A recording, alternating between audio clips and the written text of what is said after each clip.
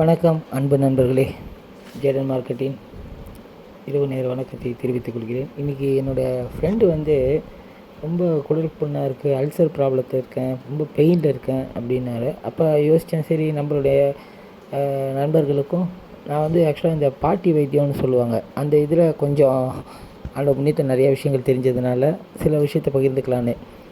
உங்களுக்கு வயிற்று வலி, குடல் புண், அல்சர் இருக்குன்னா முதல்ல மணத்தக்காளி கீரையை அதிகமாக யூஸ் பண்ணுங்கள். இது எங்கள் முதியோர் இல்லங்களில் மாதிரி நிறைய இடத்துலலாம் நான் கேள்விப்பட்டதை சொல்கிறேன். மணத்தக்காளி கீரையை அடிக்கடி நம்ம சாப்பாட்டில் சேர்த்துக்கணும்.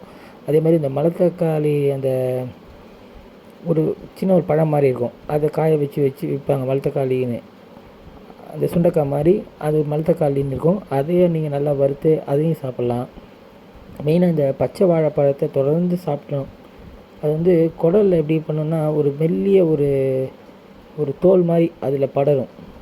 அந்த தோல் விரைவில் அந்த புண்ணை க்ளீன் பண்ணி நல்லா புண்ணை ஆற்றிடும். புது தோல் அதில் வளரும். பச்சை வாழைப்பழத்தை தொடர்ந்து சாப்பிட்டு வந்தால் கூட.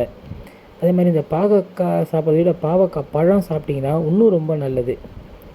அதை எவ்வளோக்கு எவ்வளோ பாகக்காய் பழத்தை சாப்பிட்றீங்களோ அது வயிற்றில் இருக்கிற அந்த கிருமிகளாக இருக்குது இப்போ ஜெர்ம்ஸு, அது எல்லாத்தையும் அழிச்சிடும். அந்த குடல் நல்லா பலமாக இருக்கும்.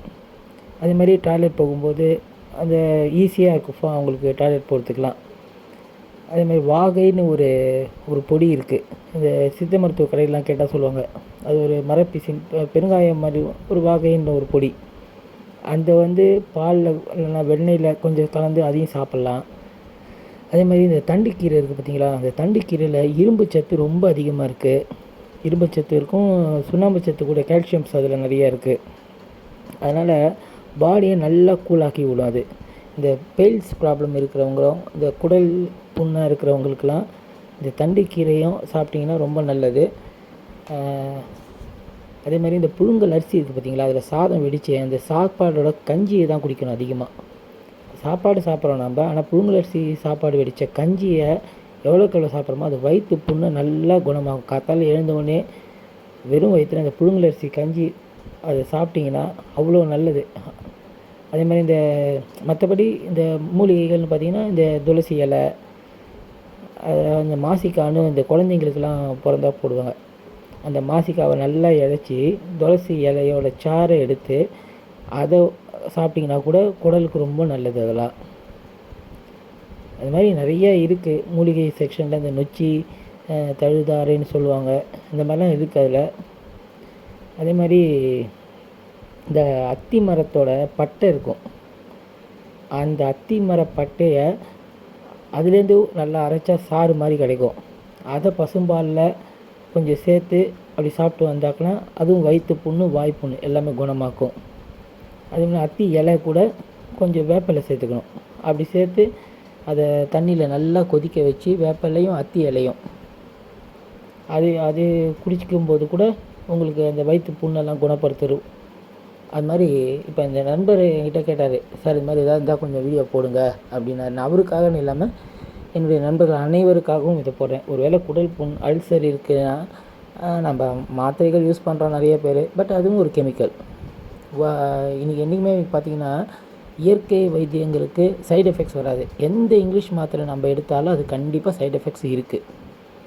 அதனால் மாத்திரையே ரொம்ப பெயின் தாங்க முடியாதவங்க யூஸ் பண்ணலாம்.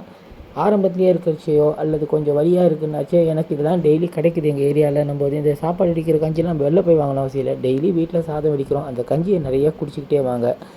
குடல் புண் கொஞ்சம் கொஞ்சமாக கம்ப்ளீட்டாக குணமாயிடும். ஆனால் இது மாதிரி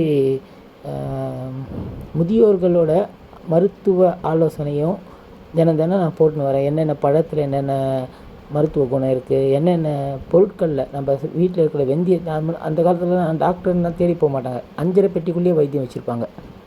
அது மாதிரி வீட்டிலே இருந்து என்னென்ன பண்ணலாம் அதெல்லாம் டெய்லி போடுறோம்.